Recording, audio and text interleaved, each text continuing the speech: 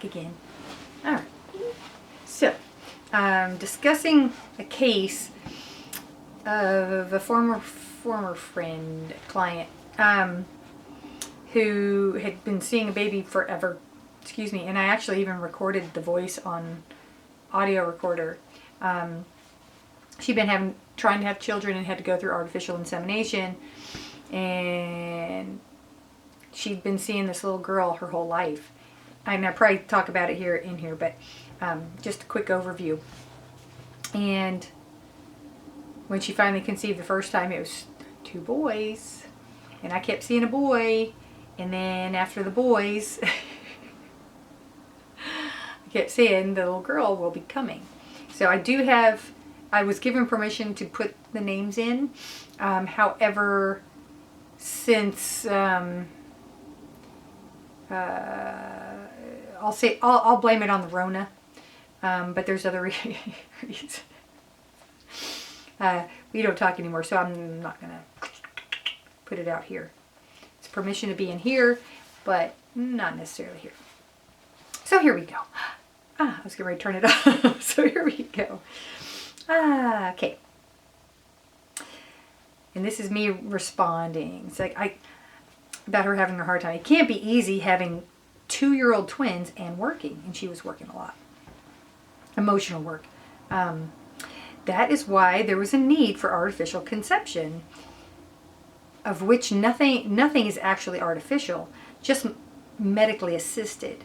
Her stress and worry, as well as the excitement of another beautiful being coming in, created reactions within her body.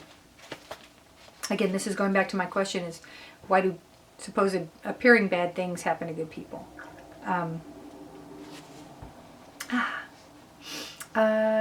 Like what? I thought for sure the little girl was latched in there pretty securely.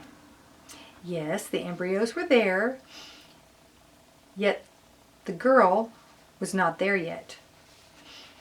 I always wondered about that too.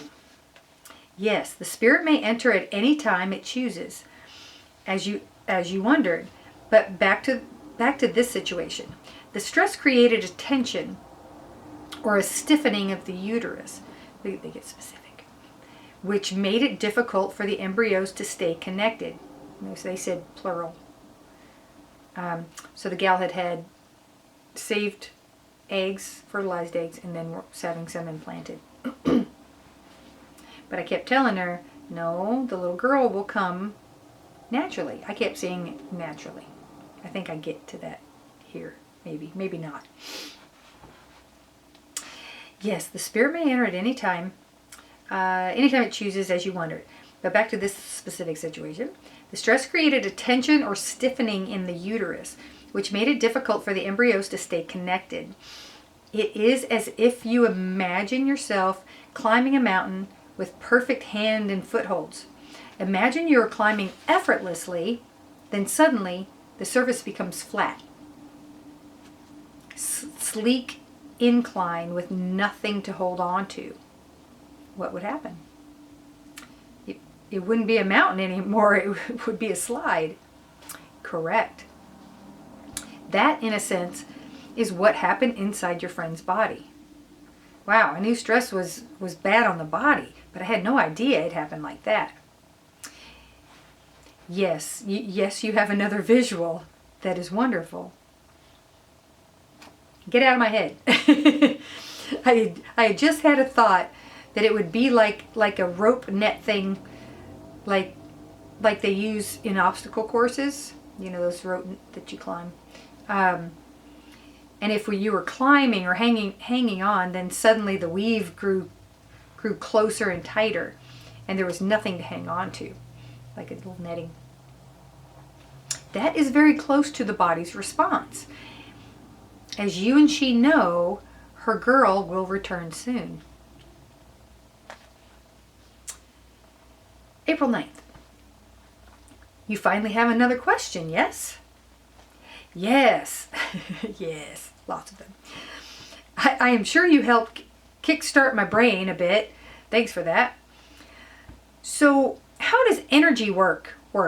I mean, I know when I'm doing it, it is you and God working through me and with me. Unequivocally, it is a collaborative endeavor. As we have said, we are a part of God. You are a part of God. God sends loving energy. That is the best human word we can choose. To you and through you. We send our energy to you and through you. We are channeling God's energy as well. And you then send your energy to and through your patient. Yes, we know you do not call them patients. But you are a healer, yes? I try.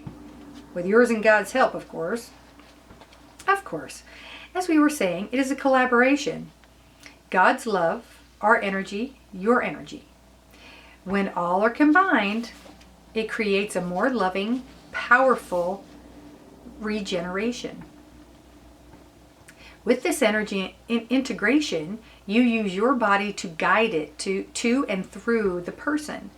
You place your hands on or near where the energy is needed to be utilized. Is that me or you guiding me where to send it? Again, it is a group effort. You know from intuition and from your discussion with the person. You know from the person's higher self and guides, and we and you know all. It is in the trusting and knowing that the healing occurs. What about those that nothing seems to help? I mean, on some level, I feel they are happy in their misery, yet they ask for help but don't really accept it. Oh, so true, my dear one. Healing can only occur when it is truly wanted, accepted, and trusted. As you say, many choose to be uncomfortable or unhealthy or in pain or such. That is why we always say, we and you do what is for the greater good of the person or any involved. For some, it is their path to endure suffering. It is their choice, their lesson. They may, on some level, want help or healing, but the soul has not experienced enough of what they are contracted to go through and endure. If, however, they decide to truly heal through a choice of free will, they must believe and allow it to happen. Wow, that explains a lot. I always hope we could change our contracts. Some people say we are stuck with it, but I believe our free will is in charge. Correct. You may at any time revise or rewrite your contract. This contract is between you and God. You and your will write it, and God agrees to what you choose. So he just signs off on it, but we decide how it goes, what it says. Yes, you may say that. God loves you, and we do, and what you choose, we stand behind you and support. Only if it is not for your best or your safety would we intervene. However, as you know, we do what you ask of us to the best of our abilities and yours. If you do not ask for help or our opinion, we cannot give it. We do often suggest at times and others' opinions you may wish to choose from. Let me check time. Okay. May 7th. It's about time you talk to us. You have questions, yes? Yes. I was working on another aspect of the book and wanted to finish the thought. I keep hearing and reading about the different levels of hierarchy of the angelic realm. What can you tell me about that? Ooh, this is a deep one. Not really. There are many of us. And yes, there are different groups or levels or positions in our world. What you have read is fairly accurate, except for the power element. None of us have more power in control or ability. We have different obligations or jobs to do. The higher ranking angels have more responsibilities. Interesting. This is one I always question, then say it doesn't exist. Sorry, it's choice. So what about karma? Is it real? Can we change it or fix it? What about it? Yes and no, and yes. So is it real? Yes and no. Can we change or fix it? Yes. Okay. What? No laugh? Okay, I was wondering. They tell jokes. I don't always get it. We figured that since you have had so many ideas ruminating in your mind, we would answer directly to get them all in. Karma is and is not real.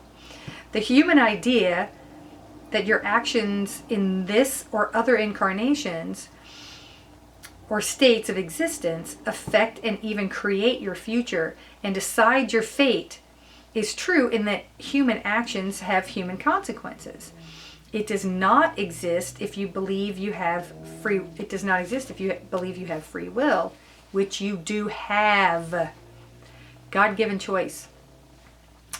If you, may we say, committed an act of violence against another person in another life, karma suggests you will be punished in a subsequent life.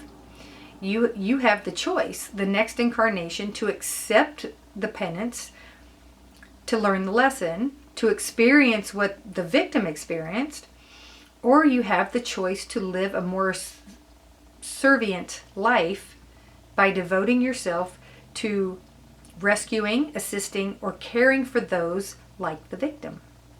You always have choice. That answers the last part, yes? Totally.